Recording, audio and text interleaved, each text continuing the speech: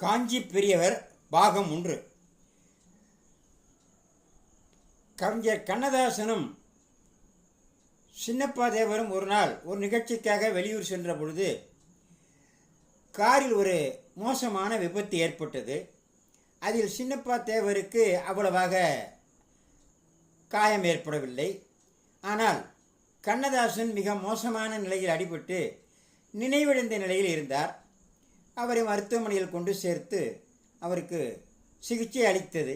சின்னப்பா தேவர் காஞ்சி பெரியவரை சந்தித்து விவரத்தை சொல்லலாம் என்றும் அவரிடம் ஆசி வாங்கி கண்ணதாசனுக்கு நினைவு திரும்ப வேண்டும் என்ற விருப்பத்தோடு பெரியவர் தங்கியிருந்த பிரம்மபுரீஸ்வரர் கோயிலில் பெரியவரை பார்த்து வணங்கி விபத்து நேர்ந்து விட்டது என்று சொன்ன மாத்திரத்தில் கண்ணதாசன் எப்படி இருக்கிறார் என்று காஞ்சி பெரியவர் கேட்டார்.